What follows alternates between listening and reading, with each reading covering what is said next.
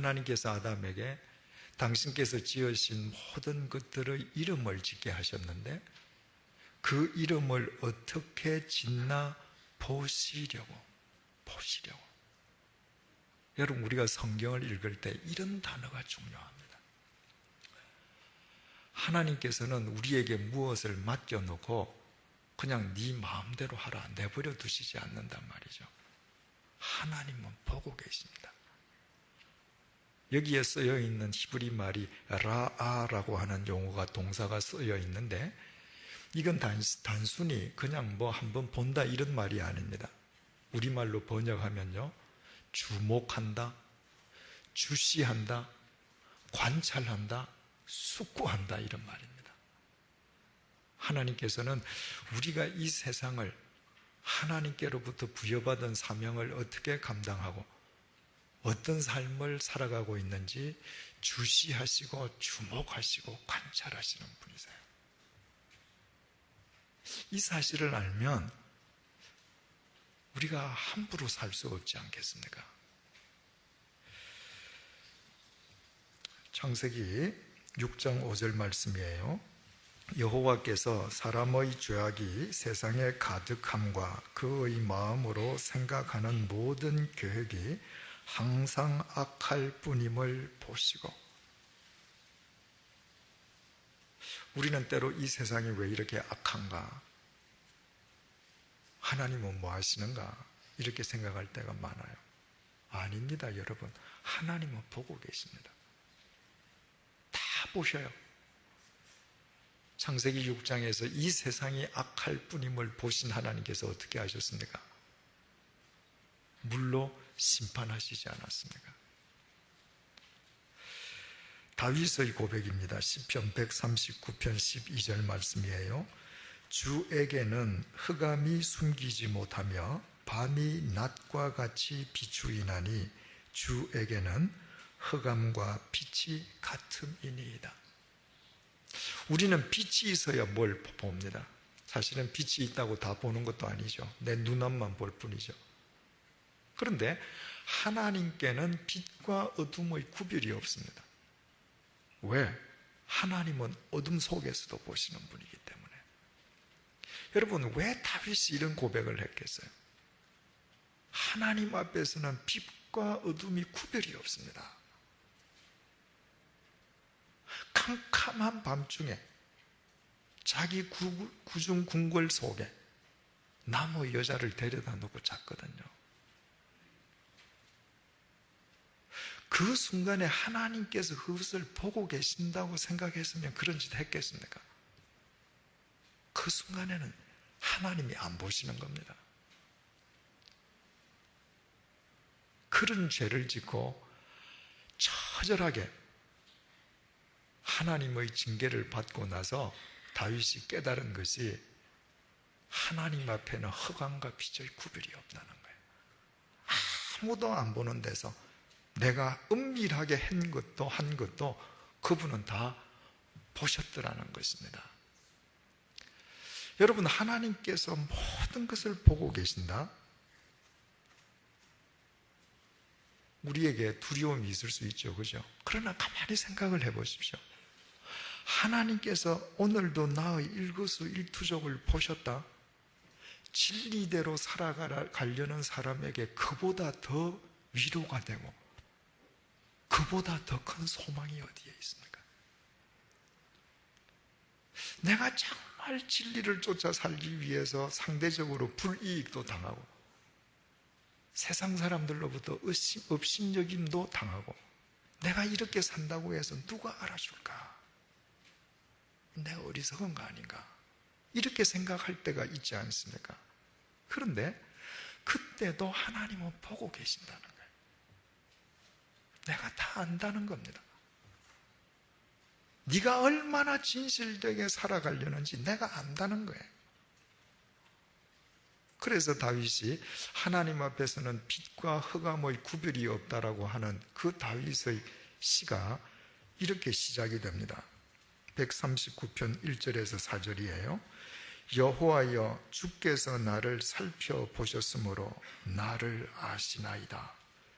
주께서 내가 앉고 일어섬을 아시고 멀리서도 나의 생각을 밝히 아시오며 나의 모든 길과 내가 눕는 것을 살펴보셨으므로 나의 모든 행위를 익히 아시나이다. 내가 하나님께로 돌아서서 얼마나 진리의 길을 쫓으려고 하는지 주님 아신다는 거예요. 내가 이제 밤에 어떤 자리에 눕고 어떤 자리에 앉아 있는지, 얼마나 바른 자리에 앉으려고 하는지 주님께서 아신다는 거예요. 내가 하나님의 말씀을 쫓아 행하려고 하는 나의 행위를 세상 사람들은 몰라도 하나님은 아신다는 것입니다. 하나님께서 라아 보시는 분이시기에 우리는 세상 사람들이 뭐라고 하든 오늘도 진리를 쫓아 갈 수 있는 것입니다. 또 하나님께서 보시기 때문에 하나님께서 반드시 책임져 주시지 않겠습니까? 그분의 때가 되면 그분의 말씀대로 살려고 하는 내 삶을 그분이 책임져 주시지 않겠습니까? 만약에 책임져 주시지 않는다면 그분은 살아계신 분 아니죠. 우리가 뭐 때문에 그분을 믿을 이유가 있겠습니까? 베세다 벌판에서 예수님께서 남자 장정만 5,000명을 먹이는 오병이어의 기적을 베푸시지 않습니까? 떡 5조각과 물고기 2토막으로. 그때는 이미 해가 졌잖아요, 그죠? 해가 져서 밥을 먹으러 갈 수도 없고 빵을 사올 수도 없고, 그래서 예수님께서 그 자리에서 오병이어 기적을 베풀어 주셨거든요. 다 끝나고 나면 이제 밤이 됐겠죠, 그죠? 사람들은 흩어져 가고 예수님께서 제자들을 배를 타고 갈릴리 바다 건너편으로 가게 하셨습니다. 그리고 예수님께서는 홀로 산에 올라가셔서 기도하셨죠. 마가복음 6장 48절이 이렇게 증거합니다. 바람이 그스름으로 제자들이 힘겹게 노젓는 것을 보시고, 예수님께서 산에서 기도하시다가 갈릴리 바다를 배를 타고 건너가는 그들이 풍랑을 만나서 괴로워하는 것을 보셨습니다.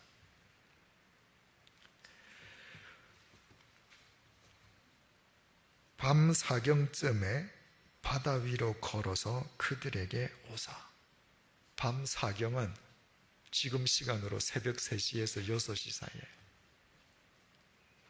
그 시간에 예수님께서 보시고 갈릴리 바다를 걸어서 그들에게 가셨습니다. 제자들이 예수님하고 환영한 거 아니죠, 그죠?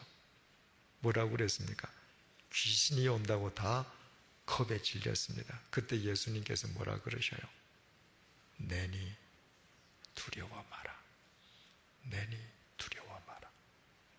내가 지금 어떤 상황 속에 처해 있어도 우리 주님은 보고 계십니다. 그분은 우리를 향해서 안심하라. 내니 두려워 마라. 그러면 여러분, 주님께서는 시간과 공간을 초월하시는 영이신 하나님이시므로 언제 어디서나 우리를 보시는 건 당연하지 않겠습니까? 그러면 주님께서 나를 보시는 것보다 더 중요한 것은 24시간 나를 보고 계시는 그분을 내가 보는 게 더 중요하잖아요.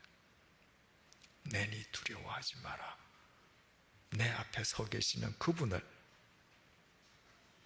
볼 수 있는 영안을 갖고 살아가는 것이 더 중요하겠죠. 어떻게 하면 그 영안을 가질 수 있습니까? 하나님의 호흡으로 살면, 하나님의 생기 속에 살면, 말씀 속에 깨어 있으면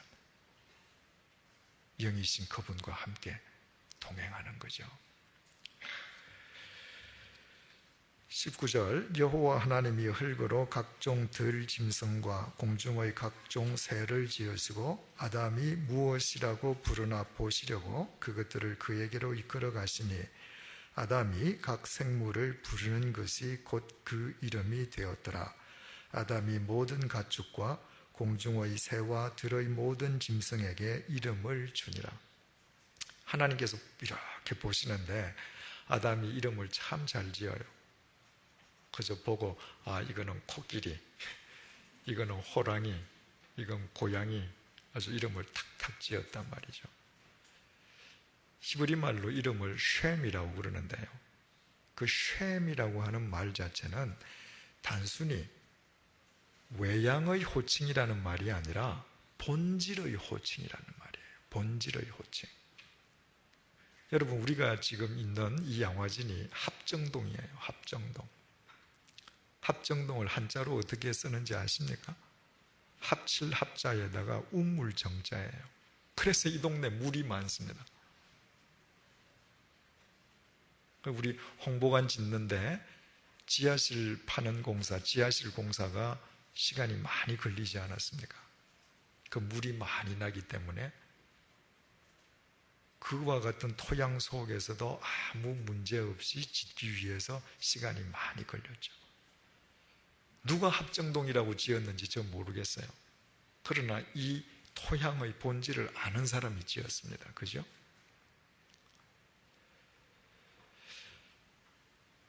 사람들이 에노스 때에 여호와의 이름을 비로소 불렀더라. 그 에노스의 이름 뜻은 죽을 수밖에 없는 존재라고 그랬죠. 그러니까 인간이 죽을 수밖에 없는 존재라는 것을 알기 시작하면서부터 하나님을 찾았습니다. 에노스, 단순한 사람 이름이 아니라 인간의 본질에 대한 통찰력이 그때 생긴 것이죠. 여러분, 무엇의 이름을 짓는다고 하는 것은 그 대상의 본질을 내가 깨달았음을 의미합니다. 하나님께서 아담에게 이름을 짓게 하시고 하나님께서 보시는데 아담이 모든 생물의 이름을 정확하게 지었다고 하는 것은 하나님께서 아담에게 모든 것의 본질을 볼 수 있는 통찰력을 주신 것을 의미하죠. 죄가 뭡니까? 사탄의 유혹이 뭡니까? 본질을 못 보게 하는 겁니다. 아담은 분명히 본질을 보고 이름을 짓던 사람인데 사탄이 가서 유혹하지 않습니까? 사탄의 유혹을 받고 나니 여자가 먼저 선악과가 보암직도 하고 먹음직도 하고 지혜롭게 할 만큼 탐스럽기도 해요. 그 선악과가 아무리 먹기 좋아 보이고 보기 좋아 보여도 선악과의 본질은 뭡니까? 죽음이에요. 그 본질은 죽음입니다. 그런데 본질을 못 봤습니다. 알고 있던 건데 사탄의 유혹을 받고 나니까 본질이 안 보여요.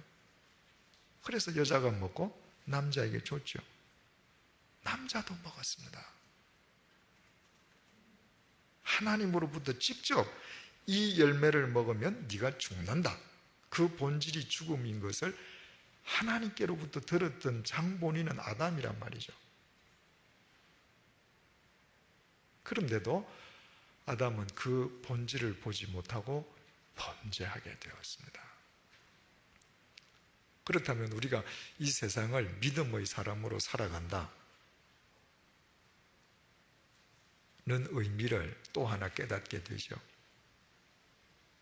무엇이든 눈에 보이는 외양이 아니라 그것의 본질을 볼 수 있는 눈을 갖는 것이죠. 여러분, 부정, 부패, 비리, 불의, 이런 이야기가 우리 주위에 파닥에 많지 않습니까?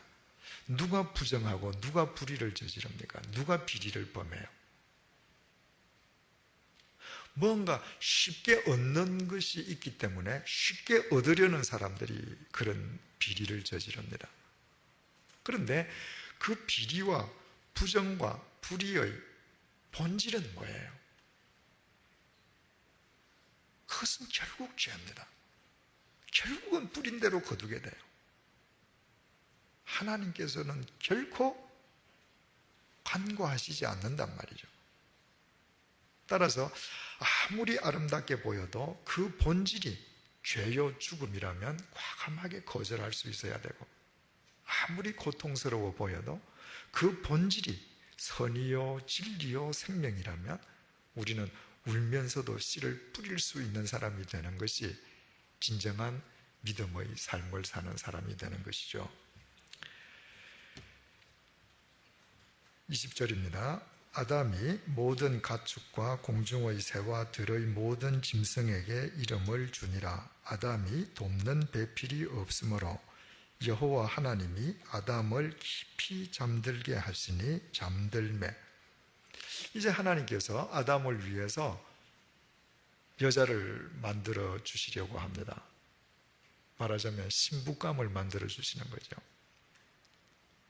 그런데 하나님께서 아담을 깊이 잠들게 하셨습니다. 그래서 아담은 여자가 어떻게 만들어지는지를 보지 못했습니다. 뒤에 가서 보시겠습니다만은 하나님께서 남자의 갈빗대로 여자를 만드시지 않았습니까? 그래서 갈빗대 하나 빼시고 전지전능하시니까 안 아프게 해주시고, 자 이제 너 봐라, 내가 너를 위해서 이렇게 예쁜 네 아내를 만든다, 잘 봐라. 보여주실 수 있잖아요, 그죠? 그런데 하나님께서는 안 보여주셨습니다. 깊이 잠들게 하시고 잠들어 있는 상태에서 여자를 만드셨어요.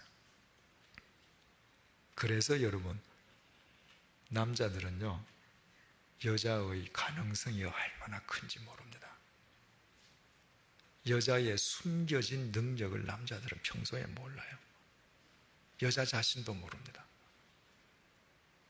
그런데 보세요. 남자가 밖에 나가서 일을 엉망으로 만들고 부도 나고 어디 피신했다, 아니면 혹은 몸이 구금되었다, 누가 수습해요? 여자가 합니다. 여자가 어디에 나가서 무슨 뭐 사채 빌려 쓰고 뭐 돈놀이 하다가 폭삭 망했다, 대부분 남자들은 수습 못하죠. 가정이 정말 깨어질 때는 여자들이 버텨내. 말하자면 여자는 한 가정을 지키는 하나님의 히든 카드입니다. 그 평소에는 남자도 모르고 여자도 몰라요. 왜 하나님께서 이렇게 모르게 해두셨을까? 나중에 가서 살펴보시겠습니다만은 하나님께서는 여자를 남자를 돕는 배필로 만드시지 않습니까? 여자가 자기에게 얼마나 능력이 많은지를 알면 교만해지겠죠, 그죠? 자기 선을 넘어서겠죠. 그래서 위기의 순간이 아니고는 모르도록 하나님께서 하셨고, 왜 남자도 모르게 하실까요? 여자에게 얼마나 큰 능력이 있는지를 알면 남자 가운데에는 애당초 처음부터 여자 의존적으로 살려는 사람이 아마 생길 겁니다. 남자가 가장으로서 책임감을 느끼지 않고 책임을 다하려 하지 아니하면 여자에 의해서 가정은 꾸려질 수 있죠. 그러나 그 가정 속에서 자라는 자녀들이 이 세상에 나가서 사회인으로서의 책임 있는 삶을 살 수 있는가? 아마 쉽지 않을 것입니다. 그래서 하나님께서는 처음부터 남자는 남자로서 가장으로서의 책임을 다하는 사람이 되게끔 남자도 여자의 깊은 능력을 알지 못하게 하시죠. 그러나 가정의 위기가 오면 여자들이 나서서 다 해결을 해요. 남자가 깊이 잠들매 21절, 그가 그 갈빗대 하나를 취하고 살로 대신 채우시고 여호와 하나님이 아담에게서 취하신 그 갈빗대로 여자를 만드시고, 하나님께서 여자를 만드셨는데 그 여자도 흙으로 지으시면 되잖아요. 아니면 여자니까 일반적으로 여자들이 좋아하는 보석으로 지어주시든가. 그런데 하나님께서 흙으로 지음받은 남자의 갈빗대로 여자를 지으셨습니다. 그러니까 여자에게 있어서 남자는 어떤 존재예요? 여자에게 남자는 자기 생명의 근원입니다. 여러분, 여자가 결혼할 때 내 남편을 하나님께서 내게 짝지어 주셨고 내 생명의 근원이야, 그렇게 생각하고 결혼하면 삶이 달라질 수 있겠죠. 그죠? 에베소서 5장 22절에 아내들이여 자기 남편에게 복종하기를 주께 하듯 하라. 우리가 주님께 복종하듯이 복종해라. 왜 우리가 주님께 복종해요? 그분이 우리 생명의 근원이시니까. 그러니 너 남편을 네 생명의 근원으로 생각하고 복종해라. 뼈라고 하는 것은 두 가지 기능이 있습니다. 하나는 지탱의 기능이죠. 만약에 지금 제 등에 등뼈가 하나도 없다면 제가 서 있을 수 있을까요? 문어처럼 이렇게 주저앉아 있겠죠. 그죠? 뼈는 지탱입니다. 두 번째 기능은 보호지요. 뼈가 속에 있는 장기들을 다 보호해 줍니다. 그런데 갈비뼈가 보호해 주는 게 뭐예요? 제일 중요한 심장입니다. 만약에 이 갈비뼈가 없으면 우리 심장은 지켜질 수가 없습니다. 따라서 심장을 보호하는 갈비뼈로 여자를 만들었다고 하는 것은 남자의 입장에서 여자는 자기 심장입니다. 내 생명이에요. 그래서 에베소서 5장 28절에 남편들도 자기 아내 사랑하기를 자기 자신과 같이 할지니 자기 아내를 사랑하는 것은 자기를 사랑하는 것이니라. 얼마나 중요합니까? 여러분, 내가 내 아내를 사랑하는 것은 나 아닌 여자를 사랑하는 것이 아니라 궁극적으로 나를 사랑하는 거예요. 왜? 내 아내는 내 생명이니까. 만약에 결혼하는 남자가 나와 결혼하는 여자는 바로 내 생명이야. 내가 저 여자를 사랑하는 것이 내 생명을 사랑하고 지키는 거야. 이것을 깨닫고 결혼 생활을 시작한다면 그 삶이 달라지겠죠. 22절 여호와 하나님이 아담에게서 취하신 그 갈빗대로 여자를 만드시고 그를 아담에게로 이끌어 오시니. 여기에도 부부가 살아가는데 우리가 절대적으로 알아야 될 참 귀중한 메시지가 들어있습니다. 하나님께서 아담을 위해서 아담의 갈빗대로 여자를 만드셨습니다. 그런데 아담에게 가셔서 아담아, 내가 너를 위해서 이렇게 좋은 배필을 만들어 뒀어. 아담을 데리고 오신 것이 아닙니다. 여자를 남자에게 이끌어 가셨습니다. 이 방향이 중요합니다. 결혼은 여자가 남자한테 가는 것입니다, 여러분. 이것이 하나님께서 정하신 법칙이에요. 결혼은 여자가 남자에게 가서 그 집 사람이 되는 거예요. 요즘은 여자들이 남자를 데리고 갑니다.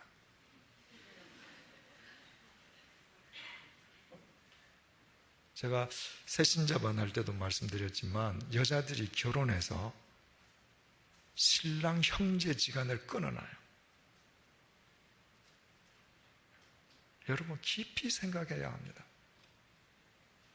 전부 친정에서 놀기 때문에 신랑의 형제지간은 다 끊어지는 겁니다. 뭘 깊이 생각할 건가 한번 생각을 해보십시오.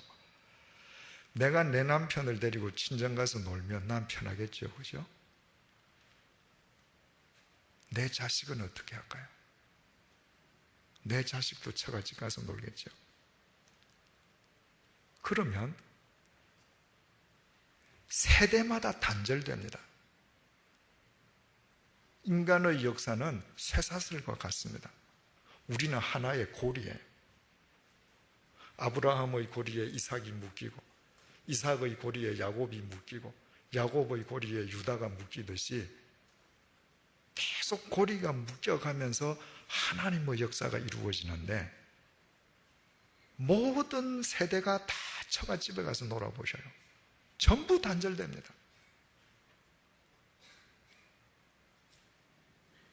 하나님께서 남자와 여자를 부부가 되게 하셨다고 하면 그 할아버지에서부터 아버지를 이어서 손자, 정손자 계속 연결이 될 때 한 혈연 공동체 속에 속하게 하신 하나님의 역사가 그 속에 일어나지 않겠어요? 아브라함의 하나님, 이삭의 하나님, 야곱의 하나님이 여러 가지 의미가 있지만 다르게 이야기하면 뭐예요? 할아버지의 하나님, 아버지의 하나님, 손자의 하나님이잖아요. 그것은 남편의 가계를 따라갈 때에만 그 혈연 관계가 계속됩니다. 세대마다 처갓집으로만 가면 다 끊어지잖아요. 그것이 과연 하나님의 뜻이겠는가? 우리는 깊이 생각해 보아야 합니다. 하나님께서는 여자를 아담에게로 데리고 가셨어요. 23절, 아담이 이르되 이는 내 뼈 중의 뼈요 살 중의 살이라 이것을 남자에게서 취하였은즉, 우리 성경에는 번역이 안 됐는데요, 그 다음에 이것을 또 있습니다. 이것을 여자라 부르리라 하니라. 히브리 말로 조트인데, 이는 그게 디스 영어로 디스, 이것, 아담이 3번을 반복했습니다. 아담이 이르되 이것은 내 뼈 중의 뼈요 살 중의 살이라 이것을 남자에게서 취하였은즉 이것을 여자라 부르리라. 하나님께서 여자를 데리고 오셨을 때 얼마나 아담이 감격했으면 이것을 3번을 반복했겠습니까? 내 살 중에 살이고 뼈 중에 뼈다. 내 생명이니까. 그러면서 본래 아담이 하나님께로부터 부여받은 소명이 이름 짓는 거잖아요. 즉석에서 이름을 지었습니다. 이것을 남자에게서 취하였은즉 여자라 부르리라. 본래 아담 이름은 아담이잖아요, 그죠? 그런데 아담이라는 말은 사람이라는 말입니다. 그러니까 첫 번째 사람 아담은 그 첫 번째 사람의 이름이기도 하지만 보통 명사로 사람을 가리키기도 해요. 우리가 다 아담이단 말이죠. 그런데 그 아담이 여자를 보고 이것을 남자에게서 취하였은즉 여자라 하리라. 히브리 말로 남자는 이쉬고 여자는 이샤라고 합니다. 그런데 이쉬라고 하는 이 말 뜻 속에 남편이라는 말도 있고 이샤라고 하는 말 뜻 속에 아내라는 말도 있습니다.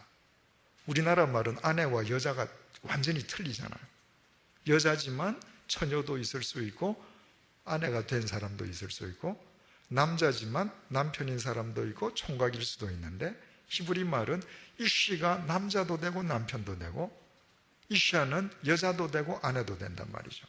그러니까 이것을 남자에게서 취하였은즉 여자라 부르리라. 이걸 다르게 번역하면 남편에게서 취하였은즉 아내라 부르리라. 똑같은 말이다. 그러니까 본질을 꿰뚫어 보는 아담은 여자가 탁 오는 순간에 아내가 되면 더 좋은 사람, 하나님께서 혼자 사는 것보다 더 좋은 삶, 같이 사는 삶, 그것을 알고 지금 이샤라는 이름을 지어준 거죠. 이름으로 남자가 부모를 떠나 그의 아내와 합하여, 또 여기에 대단히 중요한 말이 나옵니다. 여자가 남자에게로 가지 않습니까? 방향은 여자가 남자에게 가는 겁니다. 그런데 그래, 남자가 잘 왔구나, 여기에서 우리 부모님하고 편안하게 잘 살아라, 그게 아니라 남자는 자기 부모로부터 독립해야 돼. 그리고 이제는 내 갈빗대, 내 생명인 이 여자의 울타리가 되어줘야 돼요. 그런데 여러분, 이 순간에 아담에게 부모가 있습니까? 없습니까? 없잖아요. 그러니까 아담의 부모에게 하는 이야기가 아니라 아담과 하와가 나중에 부모가 되었을 때 어떻게 해야 될 것인지를 미리 지금 가르쳐 주시는 거죠.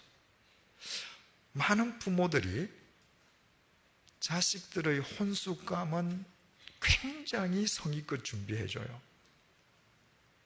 그러면서 자식을 독립시켜 주지 못해서 자식 인생에 부모 스스로 걸림돌이 되는 사람들이 너무 많습니다.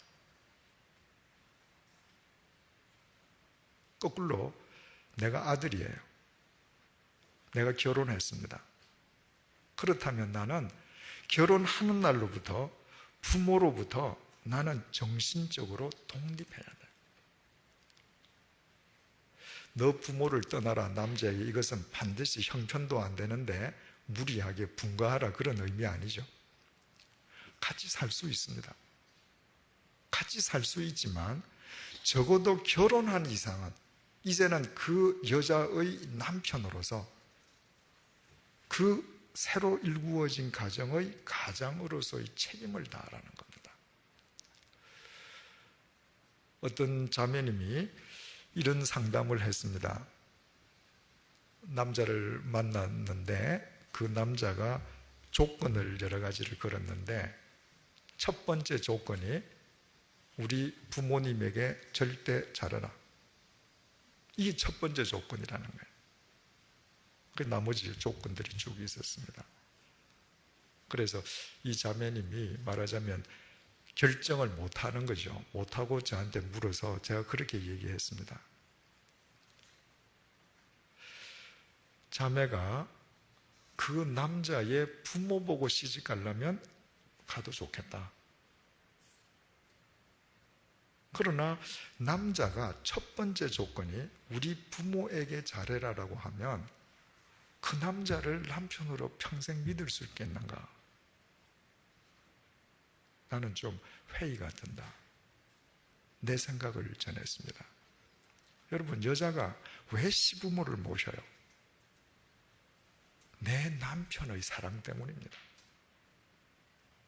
내 남편이 나를 사랑하기 때문에 피 한 방울 안 섞인 내 남편의 부모를 내 부모처럼 모시는 거지.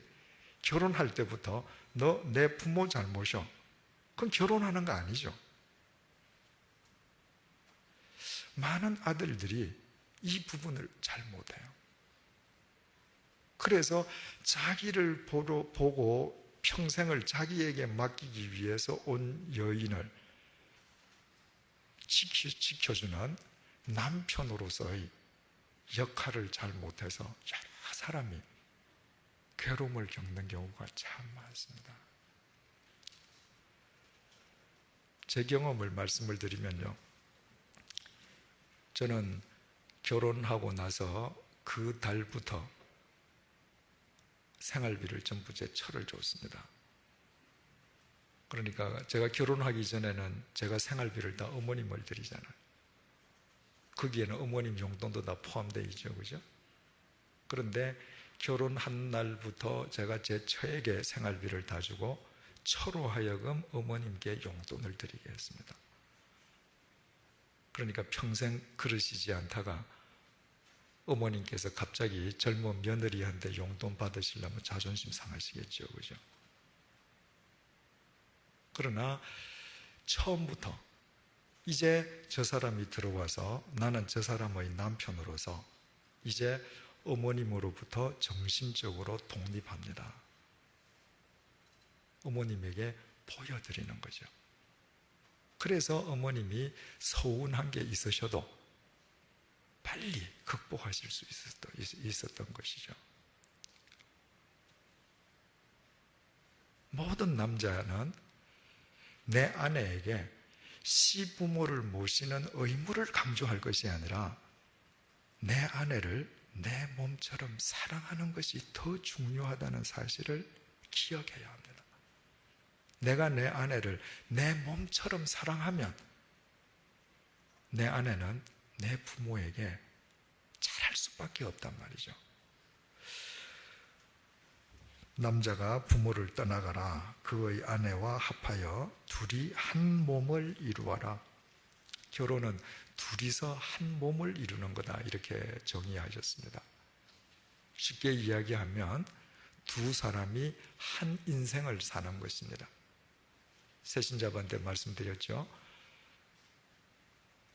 한 인간의 일생을 크게 결혼과 관련해서 세 시기로 나눌 수 있다고 했습니다. 첫 번째 시기는 자기 혼자 한 인생, 자기 한 인생 사는 거예요. 결혼하기 전에는 홀로 자기 인생 사는 겁니다. 가족하고 살아도 그저 가족과 살 뿐이지 내 인생 사는 거예요. 결혼하면 남자와 여자 둘이서 한 인생을 사는 겁니다. 그러다가 하나님의 섭리에 의해서 남편이든 아내든 한 사람이 먼저 떠나잖아요. 그러면 남아있는 사람이 혼자 두 인생을 사는 겁니다. 먼저 간 사람의 생까지 자기가 사는 거예요. 그래서 혼자 한 인생, 둘이서 한 인생, 홀로 두 인생. 결혼은 뭔가? 결혼이라고 하는 것은 두 사람이 한 인생을 사는 기간입니다. 그것을 잘 살아야 한 사람이 떠난 뒤에 홀로 두 인생도 살 수 있게 되는 거죠. 그러면 어떻게 두 사람이 한 인생을 잘 살 수 있겠는가? 돕고 겸손하게 도움을 받음으로 가능해진단 말이죠. 하나님께서 여자를 남자를 돕는 배필로 만드셨지 않습니까? 그래서 돕고 도움 속에서만 둘이서 한 인생을 살 수 있어요. 그러면 남자의 입장에서 한번 생각을 해보십시다. 하나님께서 남자 혼자서 자기 인생을 완성할 수 있으면 절대로 여자를 돕는 배필로 안 주시겠죠. 하나님께서 여자를 돕는 배필로 만들어 주셨다라고 하는 것은 남자는 자기 혼자서는 자기 인생을 완성할 수 없는 존재예요. 여자가 있음으로 해서 비로소 그 인생이 아름답게 완성될 수 있습니다. 그렇다면 하나님께서 말씀하시는 돕는 배필이 단순히 손발의 도움이 아니라는 걸 이제 아시겠죠, 그죠? 요즘은 세상이 많이 달라졌습니다만도 한 10년 전만 해도 남자가 주로 여자한테 도움을 받는다면 손발의 도움이죠. 그런데 손발의 도움은 돈만 줘도 얼마든지 살 수 있지 않습니까? 아내로부터 받는 도움은 그야말로 인생의 반려자로서의 도움입니다. 내 인생이 어려운 문제가 닥쳤을 때 바둑도 옆에서 보는 사람이 훨씬 훈수꾼이 더 깊은 수를 보듯이 하나님께서는 자기 남편을 도울 수 있는 능력을 아내에게 주셨단 말이죠. 그래서 내가 어려운 일을 당했을 때 밖에 남자들 만나서 술 먹으면서 아무리 얘기해도 해답이 없는 것이 내가 내 아내와 의논할 때 깜짝깜짝 놀라는 답을 얻을 수 있습니다. 하나님께서 나를 돕는 배필로 내 아내를 주셨기 때문에. 그렇다면 여러분, 내가 일평생 내 아내의 도움을 겸손하게 구함으로 주님께 주신 우리 가정을 잘 이끌어 나아가기 위해서는 대전제 조건이 뭐겠어요? 아내와 이야기하기 하는 시간이 많아야 됩니다. 헬라말로 돕는 배필을 히브리어 원형으로 에제르 네게드라고 한다고 그랬습니다. 그 에제라라고 하는 것은 돕는다, 네게드는 배필이라는 말인데요. 이 네게드, 배필이라는 말 본래 뜻이 뭐냐 하면 마주 본다는 얘기입니다. 서로 눈동자를 마주 보는 거예요. 서로 마주 봐야 내 이야기를 하고 도움의 이야기를 들을 수 있어요. 마주 보지 아니하면 뭘 도와줄 수 있겠어요? 손발의 도움 이외에 무슨 인생의 도움이 가능하겠느냐 말이죠. 그래서 남자들은 내가 부족한 존재이고 내 아내를 통해서 인생이 완성될 수 있담을 내가 믿음으로 받아들인다면 매일 10분이든 5분이든 15분이든 아내와 마주 대하는 시간을 가져야 합니다. 그래서 그날 있었던 이야기를 나누고 그냥 일상 대화를 나눌 뿐인데 그 속에 아내를 통해서 하나님께서 주시는 도움이 있음을 알고 깜짝깜짝 놀라게 되는 것이죠. 여자의 입장에서 생각을 해보십시다. 하나님께서 여자를, 남자를 돕는 배필로 만드셨습니다. 그런데 하나님께서 둘을 한 몸으로 만드셨기 때문에 남자를 도와서 남자의 인생을 완성시키는 것은 결국 여자가 자기를 도와서 자기 인생을 완성시키는 겁니다. 별개가 아니란 말이죠. 여자는 남자를 돕는 배필이기 때문에 어떤 부분에서는 남자보다 뛰어난 부분이 있을 수 있죠. 그죠? 그러나 그 선을 넘어서면 안 된다는 거예요. 똑똑한 여자분들이 많이 있지 않습니까? 그래서 남성 위에서 모든 것을 컨트롤하는 분들이 있습니다. 그런 분들의 능력으로 그 가정이 경제적으로 더 윤택해질 수는 있을는지 모르겠습니다. 그런데 아까도 말씀드렸듯이 남자 위에 있는 여자 밑에 그런 구조의 부모 밑에서 크는 자식들이 정말 하나님께서 원하시는 하나님의 도구들로 건강하게 자랄 수 있겠는가? 우리는 생각해 볼 필요가 있는 것이죠. 에셀은 네게드, 돕는 배필인데 여기에 두 가지 뜻이 있다고 그랬죠. 첫째는 돕는 상대라는 말이 있고 그 말을 번역하면 두 번째는 돕는 반대자라는 말이 있다고 했습니다. 여자가 남자를 돕는 것은 처음에는 돕는 상대가 되는 겁니다. 예스하고 돕는 거예요. 내 남편이 진리를 쫓기 위해서 내가 거짓말하면 100원 벌 수 있는 것을 50원으로 우리 만족하자라고 할 때 예스 하는 겁니다. 내 남편이 세상의 방법을 쫓기보다 그리스도의 방법을 쫓으려고 할 때 예스 하는 것입니다. 거꾸로 남편을 돕는 것은 돕는 반대자가 되는 겁니다. 노 할 때 노 해야 됩니다. 내 남편이 신앙 양심을 저버리고 세상의 불의와 타협하려고 할 때 노 할 수 있어야 합니다. 그것이 남편을 지키는 길이고 결국 나를 지키는 길이잖아요.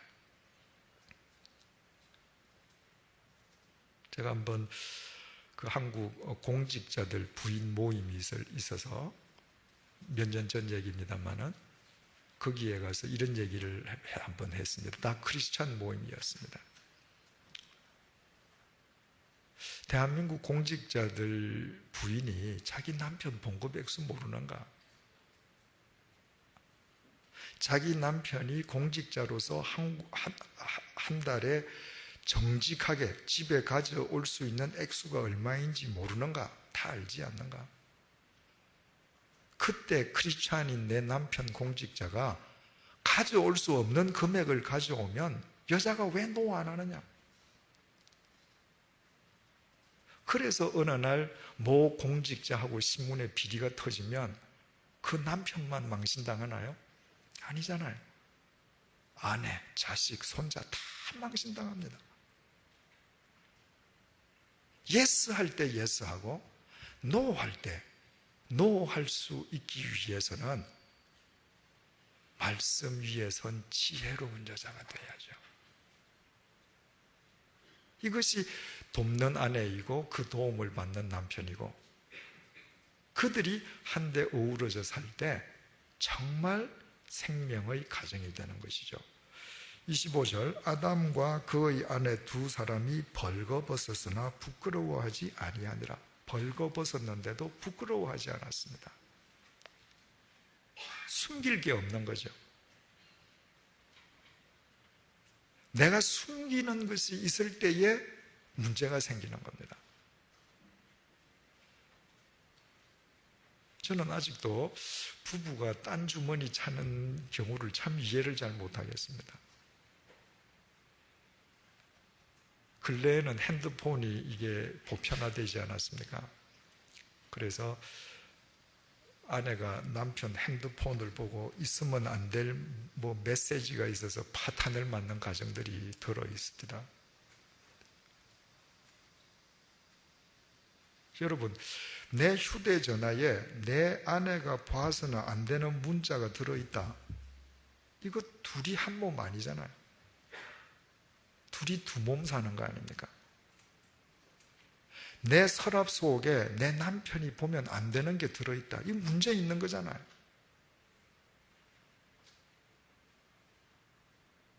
내 주머니에 내 남편, 내 아내가 전혀 모르는 돈이 내 속에 들어있다. 이 문제 있잖아요.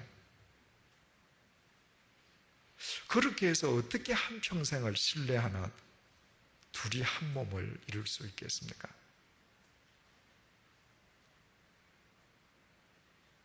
결론을 맺으십시다.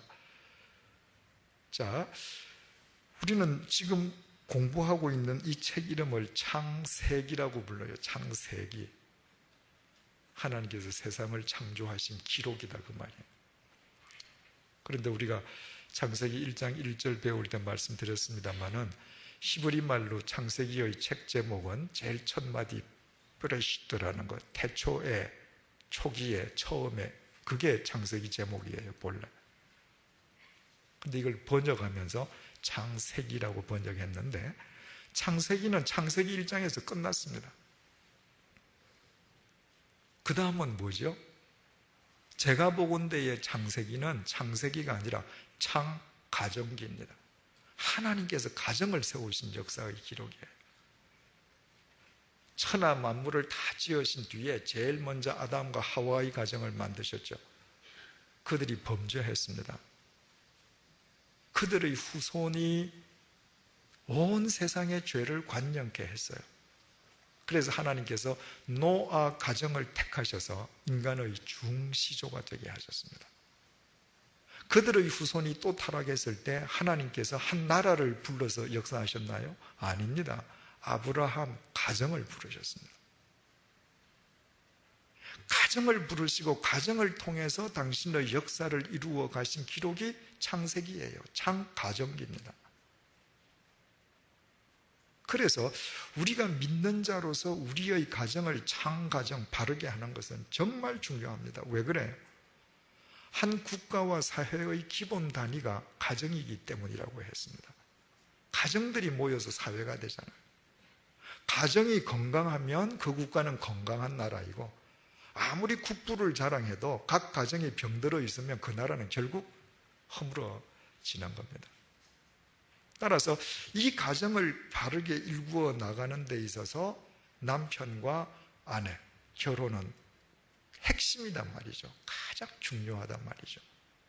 그렇다면 결혼하지 않은 미혼자일 경우에 우리가 오늘 본문을 읽고 자기 삶에서 무엇을 적용하고 깨달아야 되겠는가?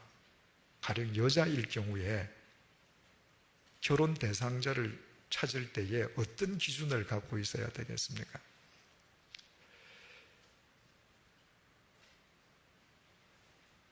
여자는 돕는 배필이잖아요, 그죠? 그래서 내 인생이 완성돼요. 경력 좋고 학력 좋고 사회적인 백그라운드가 다 좋아 좋은 신랑 만나서 덕 보려고 결혼하면 평생 고생할 수 있습니다. 그러나 내가 진정으로 내가 도와줘서 상대에게 없는 부분을 내가 보완해 주어서 함께 완성될 수 있는 남자를 볼 수 있는 눈을 가지고 있다면 그 사람은 남편과 더불어, 결혼하는 남편과 더불어 둘이서 정말 평생 한 몸을 이루는 행복한 삶을 살 겁니다.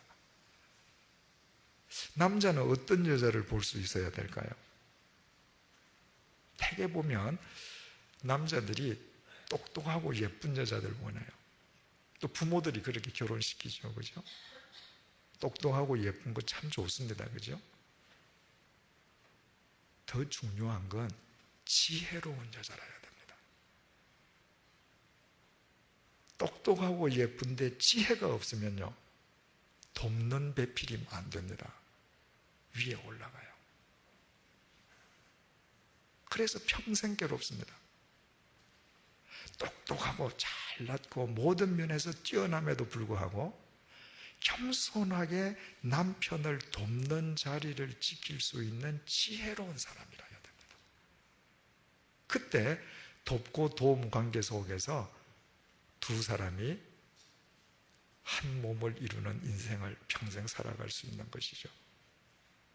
결혼한 사람이면 지금 오늘 이 본문을 통해서 우리 삶에 어떤 교훈을 얻어야 되겠습니까? 오늘 이 시간부터 서로 마주 보는 시간을 누려야 합니다. 여러분 지금 이 시간에 솔직하게 여러분들 속으로 한번 대답해 보세요. 남편하고 아내하고 하루에 몇 분 마주보고 이야기합니까? 그렇게 해서 둘이 한 인생을 살아지겠습니까? 여러분 부부가 정말 필요한 건 나이 들어서입니다. 나이가 들어서 부부가 둘이 한 몸으로 한 인생을 마무리 지을 수 있어야 되는데 서로 마주보지 않는 마주보는 훈련을 하지 아니했을 때 정말 부부가 필요할 때 나이 들어서 따로 놉니다. 생각도 달라졌죠. 취미 다르죠. 관심 다르죠. 문제가 있게 되는 거죠. 아무쪼록 여러분들이 결혼을 하셨든지 하시지 않았든지 간에 오늘 이 말씀 속에서 각자 깨달을 것을 깨달으시고 그것을 여러분들의 삶 속에 적용시킴으로 여러분들의 가정을 말씀 안에서 아름답게 창가정해가는 귀한 계기를 마련하시기를 바랍니다. 기도하시겠습니다. 하나님 아버지, 우리 창세기를 배우고 있습니다. 그런데 하나님께서 세상을 창조하신 기록은 창세기 1장에서 끝났습니다.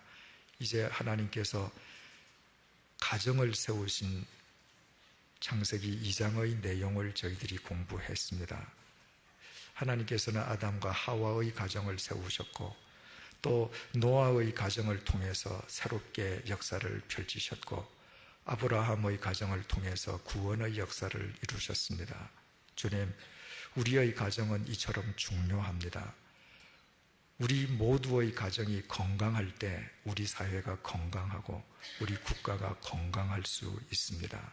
하나님 아버지, 정말 믿음의 남편이 되게 하시고 믿음의 아내가 되게 도와주옵소서. 믿음의 아버지가 되게 하시고 믿음의 어머니가 되게 하여 주옵소서. 믿음의 할아버지가 되게 하시고 믿음의 할머니가 되게 하여 주옵소서. 모든 식구들이 서로 마주보게 하시고 서로 사랑하게 하시고 특별히 남편과 아내는 마주보는 시간이 매일매일 더 길어지므로 둘이서 아름다운 한 인생을 살아가는 기쁨을 누릴 수 있도록 도와주옵소서. 그리하여 우리 가정이 창가정기부터 시작해서 출애굽기를 거쳐 복음서로 이어지는 생명의 역사가 매일매일 일어나게 도와주옵소서. 예수님의 이름으로 기도드립니다. 아멘.